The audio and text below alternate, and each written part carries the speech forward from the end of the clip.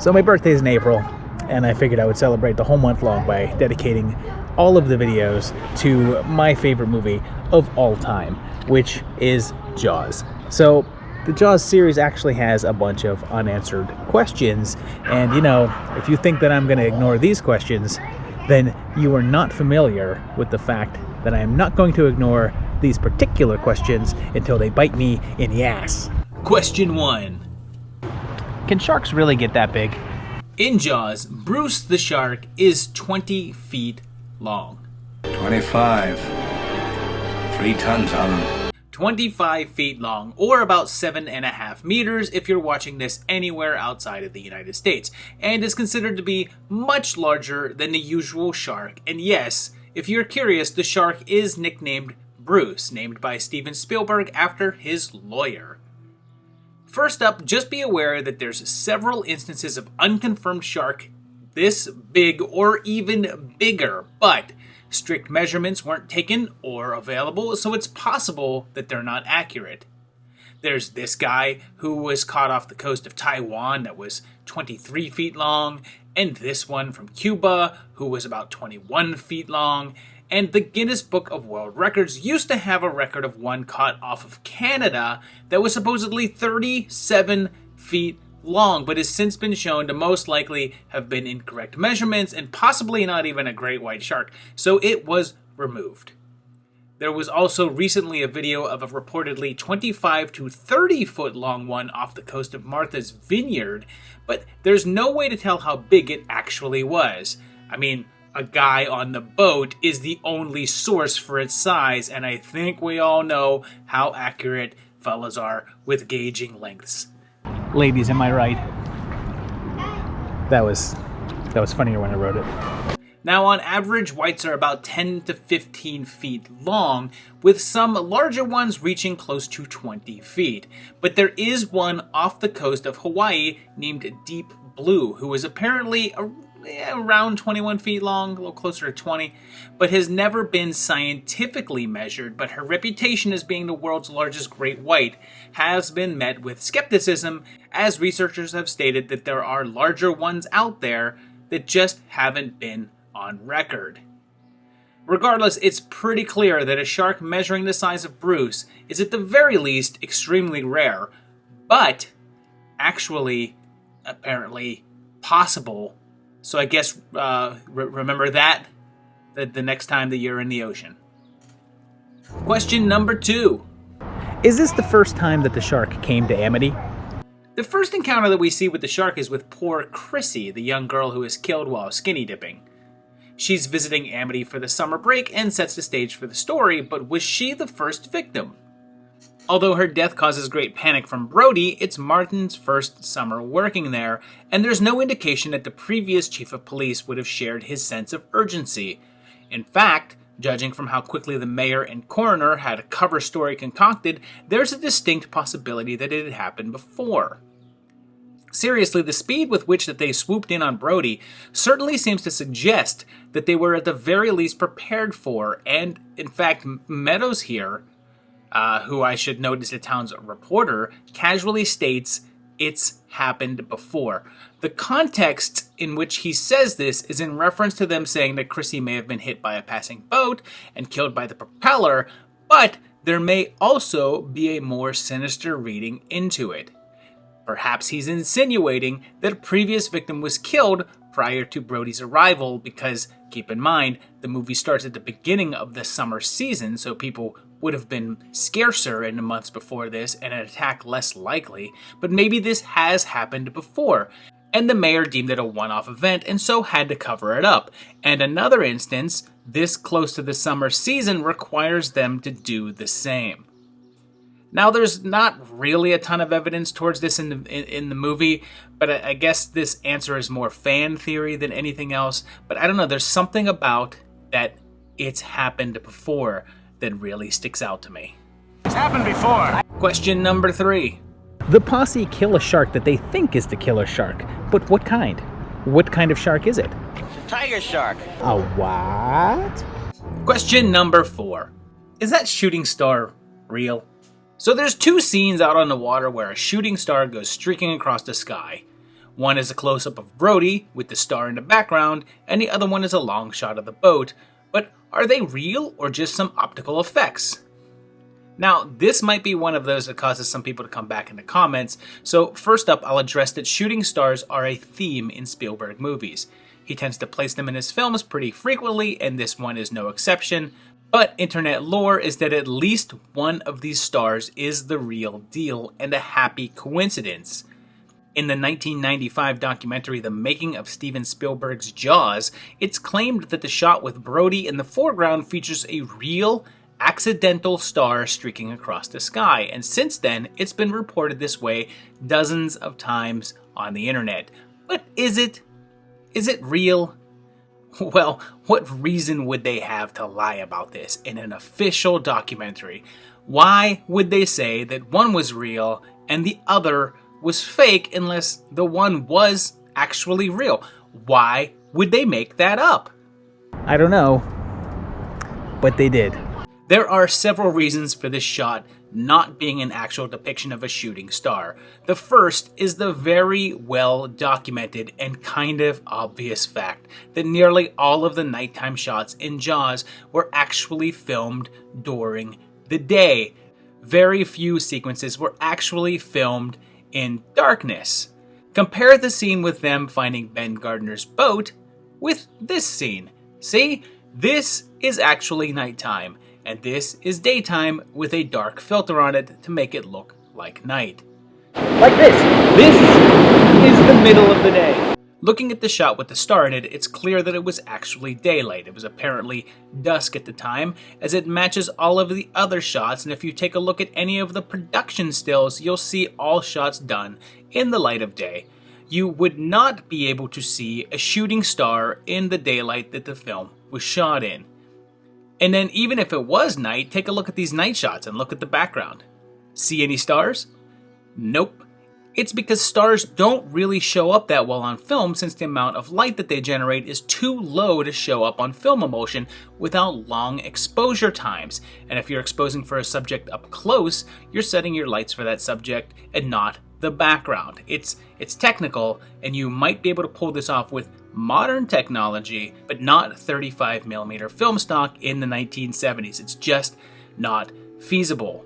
Throw in a few accounts from Disney animators that state that they were responsible for the two shooting stars as well as the blinking barrel light, and you have yourself a made-up story.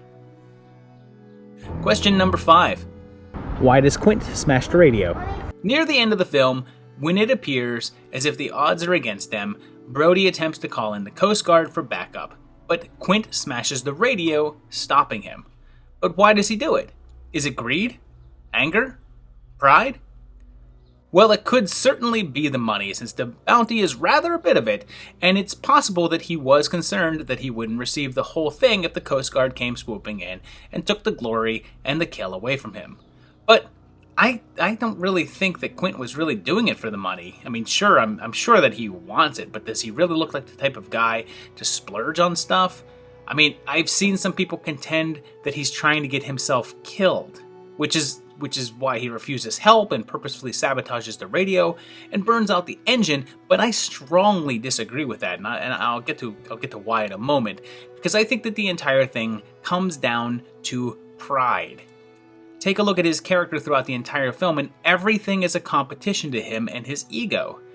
His upping of the bounty amount in order to distinguish himself from the other fishermen, his challenges to having Brody and Hooper aboard the ship with him, and his constant berating of Hooper, all of these things add up to a very prideful man, insistent on being seen as the shark hunter.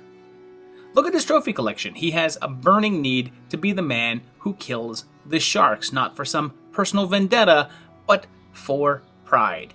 If he truly just cared about wiping out sharks, he'd allow the Coast Guard to come in to guarantee that the thing was destroyed, but he smashed the radio to prevent that, so that the glory would go to him only.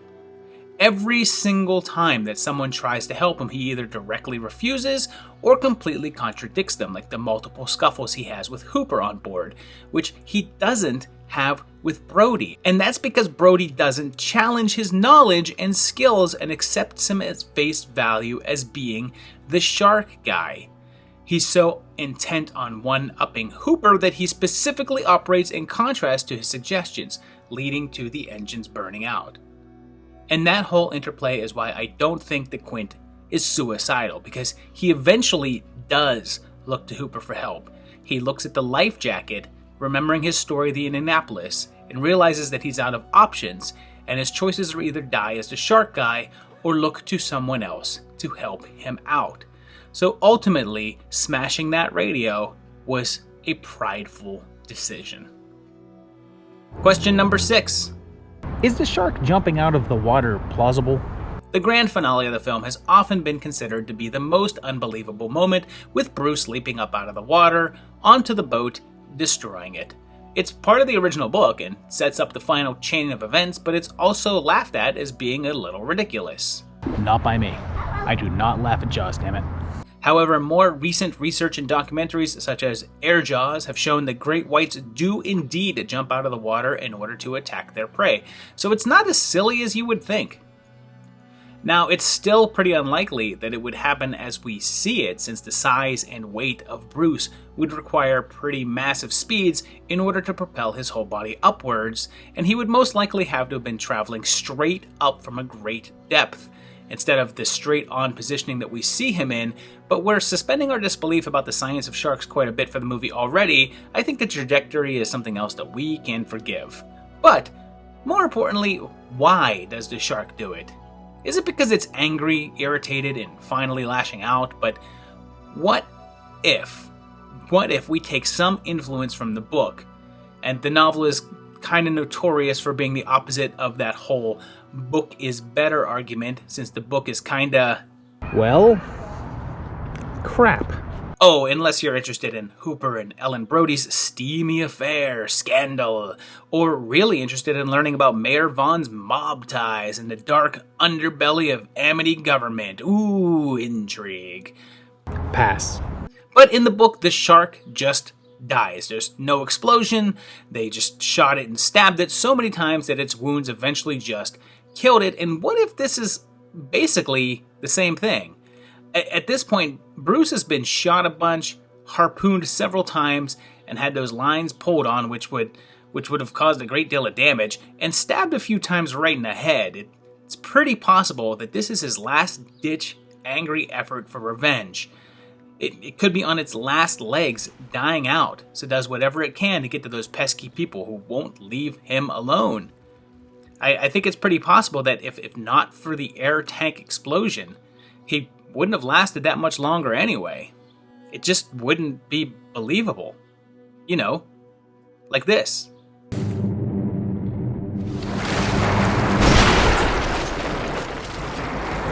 Plus he had the help of these two wires here, which I never noticed until editing this video.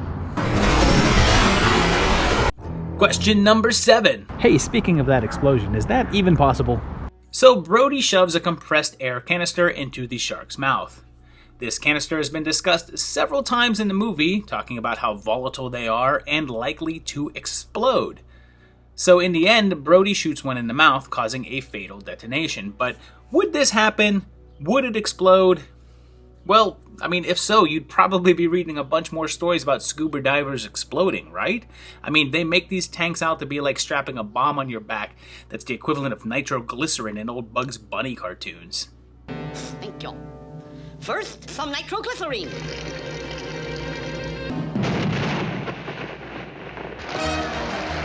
And of course, the Mythbusters busted it already. Twice. So it seems like it's pretty implausible. Their episodes show that there would not be any sort of explosion, but the tank would shoot off like a rocket. Depending on how the tank would then fire off, it would act more like a giant bullet, similar to what we saw in Freddy vs. Jason. However, other people have stated that there is a chance that an explosion could occur if the tank did not simply contain compressed air, like Hooper said, but instead contained pure oxygen. Pure oxygen would be used for deeper dives, although we really don't see Hooper doing that, so it's not likely that he would have had the tanks for that unless he was just being prepared, and even then, the type of explosion that we see is still pretty unlikely.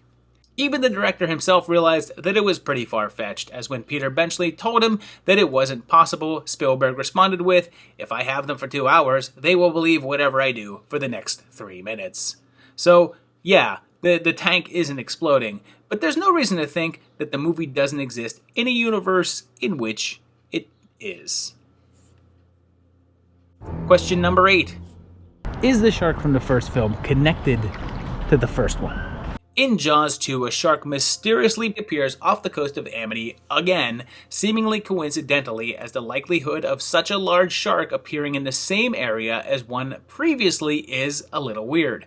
But, like John McClane in Christmas, these things happen.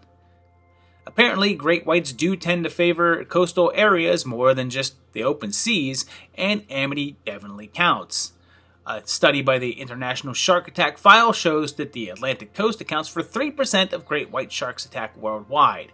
And knowing that, and realizing that we're in a universe where giant sharks just seem to exist for some reason, it's certainly possible that two would be able to coexist, operating within several years of each other.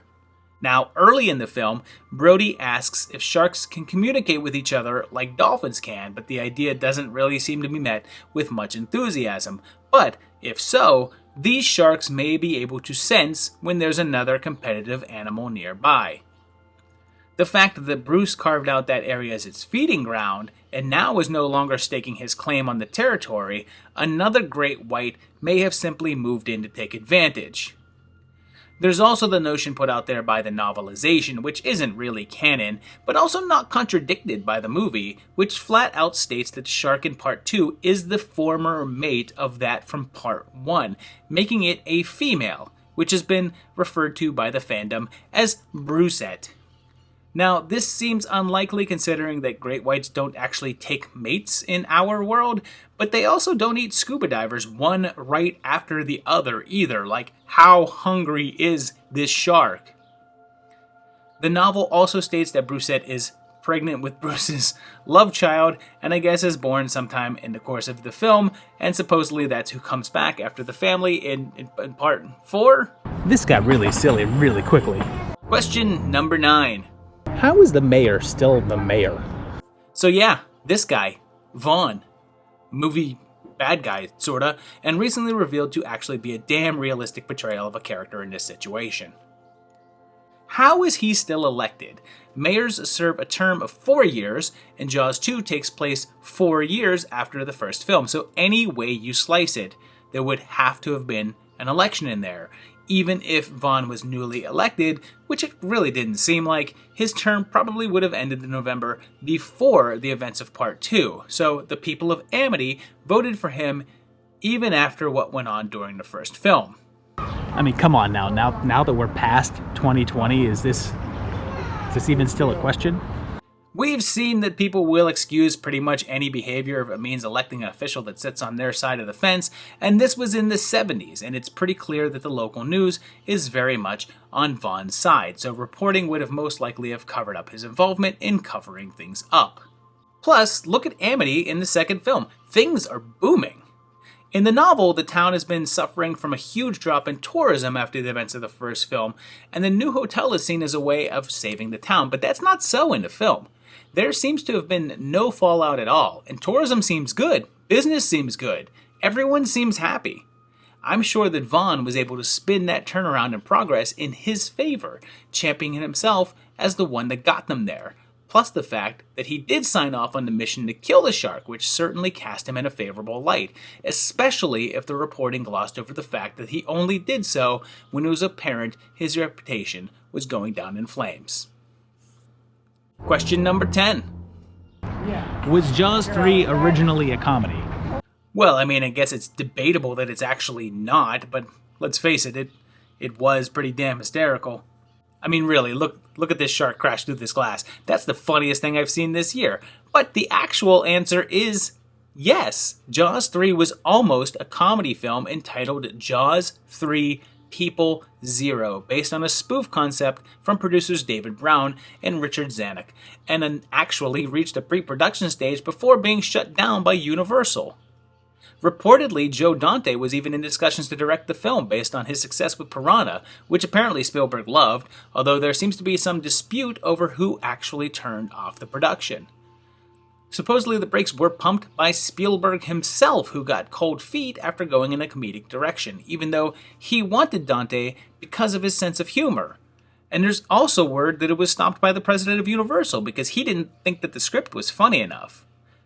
The script, by none other than John Hughes, yes, that John Hughes, told of a Hollywood film crew that was trying to make Jaws 3 while actually being attacked by a great white shark that I guess was an alien?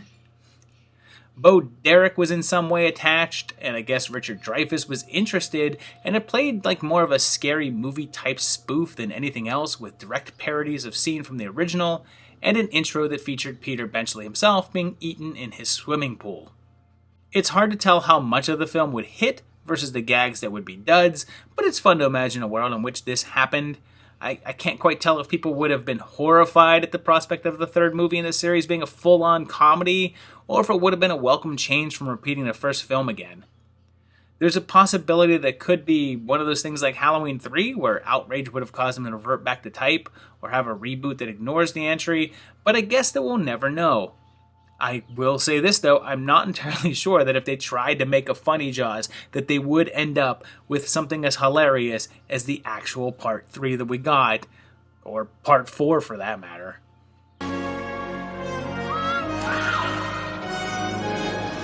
Question number 11. Hey, speaking of Part 4, how did the shark get to the Bahamas at the same time as the Brodies? So we start the movie in Amity, which is off the coast of New York in the book, although it's not specified in the movie, but it's clearly in the Northeast. The film was shot at Martha's Vineyard off Massachusetts, so we'll use that as our theoretical. Then they fly to the Bahamas right after the funeral of Sean, who was killed by the shark. So it's mere days after we saw the shark in the harbor there. Shortly upon their arrival, we see it in the waters, so how did it get there so quickly?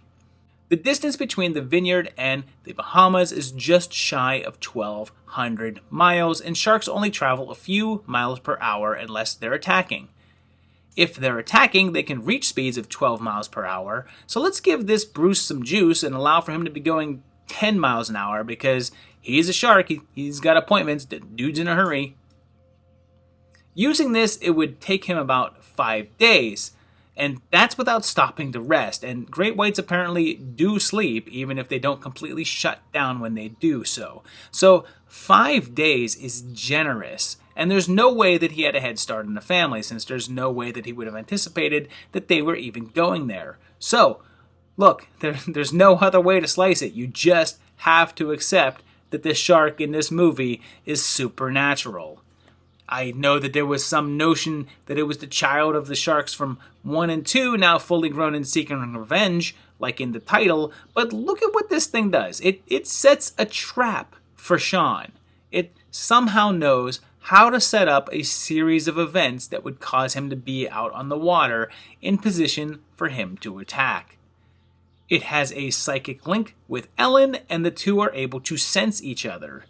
It magically vanishes when Mike and Jake are tracking it. It freaking roars. Nothing this big boy does is normal and natural. Now, keep in mind that behind the scenes they were apparently even pushing a spiritual slant, as in the novelization. There was a portion in which... I hope you're ready for this. A voodoo priestess who has a beef with the Brody family places a curse upon them, and the shark is the result of that curse. What? You're looking at me like that is any more ridiculous than what is actually on the screen. So the voodoo stuff isn't canon, but clearly indicates that their intention was that there's something strange in the neighborhood. Hey, come on! You can't believe that voodoo! So here's what I'm stating. After killing Sean, the shark starts heading down south at as high a pace as it can. We know that there was at least a day or two after Sean is killed before the funeral, and it takes them another day or so for their travels, so several days have passed since we last saw the shark. And look, if it can have the ability to be aware of Sean's job and how to set up a scenario to get at him, it probably also has the ability to be aware of where Mike is, so it's already on its way when they head there. Right now, you're saying that that's ridiculous and silly, and I say we're talking about Jaws: The Revenge. Question number 12. How does Ellen have a flashback to something that she wasn't there for? So at the end of the movie, as Ellen's having the final face-off with the shark and steering their boat directly towards it, she has a flashback to Martin on the bow of the Orca saying his trademark phrase as she impales the big fella. But she wasn't there to witness this event, so how is it possible for her to have a flashback to it? You know, I see this question pop up in discussions about the movie quite a bit, and I've got to say, out of all of the insane things in this movie, this is what stands out. Especially when it has a pretty simple explanation. Martin was obsessed with the shark. We know that from Jaws 2, and we know that from the fact that he apparently couldn't get it off of his mind so much that it eventually gave him a heart attack. That moment out in the water, lining up that shot, had to be one of the defining moments of his life, and you can bet that he'd be telling that story to anyone and everyone any chance that he got. You're telling me that if you were in a life and death situation and came up with the line, "Smile, you son of a bitch," like that, you wouldn't be telling that story?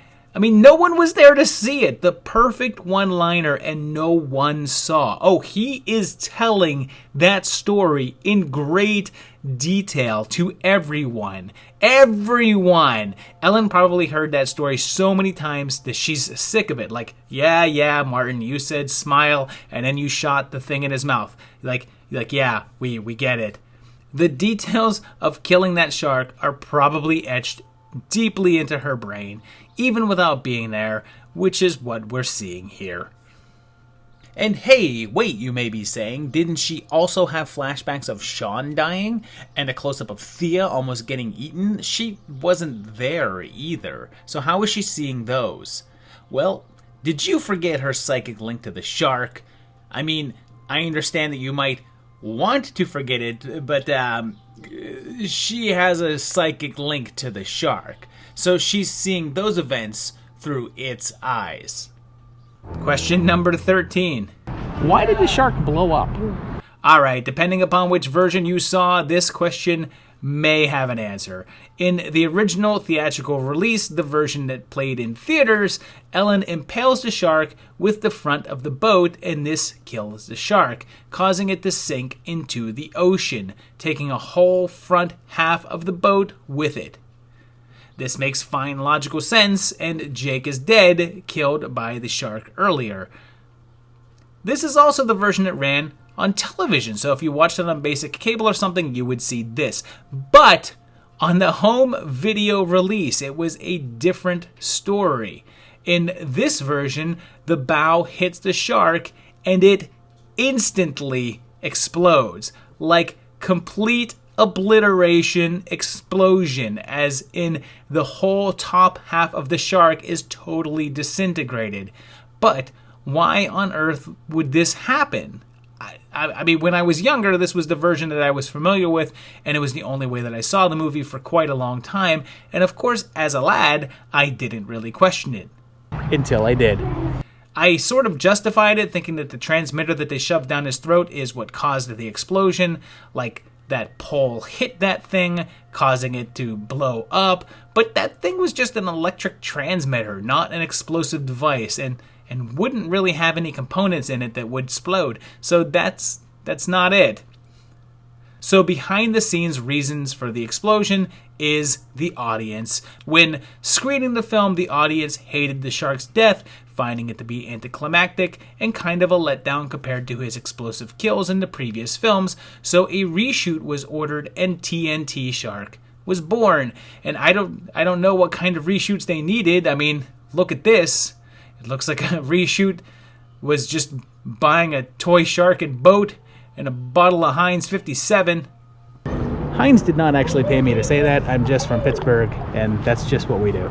But what about an in-movie reason for the explosion? I mean, you could go with the electric surge pulse from the machine. That would certainly be one answer. But in keeping with my earlier answer about the shark, I'm actually going with the reasoning having to do with supernatural energy.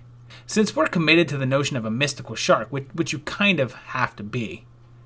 It's really the only way to come at this film. I mean, you open yourself up to more options for reasoning that way, and I contend that the level of paranormal energy built up in this shark, which is more of a vengeful spirit, explodes as a result of that energy being dispelled through its destruction. It's an echo of its previous incarnations, therefore its death followed suit. See, when you make it supernatural, everything becomes a lot easier. But if you're dead set against that reason, you can also go with the fact that there's an on-running joke about Jake's equipment being faulty. Perhaps Jake is worse at electronics than he thought, and he made a bomb instead. Why didn't he tell anyone that he made a bomb? Because he didn't know. I mean, I said that Jake was bad with electronics. Real quick, as an added aside to this question, in the same version, Jake actually turns up alive for some reason, and this also has people up in arms, but let's face it, it's actually in keeping with the logic that the film has already presented up to this point. The shark is only after the Brodies. It has no interest in killing people that are not the Brody family and only kills the banana boat woman on accident. It ignores Jake early on in the film. That's why Hoagie managed to get away from it and outswim it to the boat, which he manages to do with a magically dry shirt, by the way, and that's because the shark has no interest in him. It attacks Jake, taking a bite out of him, but once it realizes that he's not one of his targets, just lets him go. I'm not mad about this at all. I mean, I know it's silly, but that's Jaws the Revenge for you. So there you have it, 13 questions about the greatest movie of all time, and not necessarily the greatest sequels of all time, but very fun movies. And I really hope you liked these questions. This was a lot of fun to work on because obviously I could watch this movie endlessly, and I enjoyed coming up with these ones. If you liked the answers, let me know down below in the comments. If you have any other questions about Jaws or the Jaws movies, please put them down below. I like to hear additional questions. Maybe I'll do a follow-up at some point. Give me more reason to watch Jaws once again. You've got a lot of Jaws content coming your way this month. I hope you are ready for it, including obviously next week's Jaws Dead Last, which I'm looking forward to as well. So please like and subscribe to this video. Do all that kind of stuff that you normally do. Hit that bell, that's important. And of course, check out the Patreon page at patreon.com/movietimelines and help support the channel. These guys do. These are my patrons. These guys are pretty awesome. Thank you for helping support the channel. And in the meantime, I will see you very shortly for another great video. Thanks, guys. Bye-bye.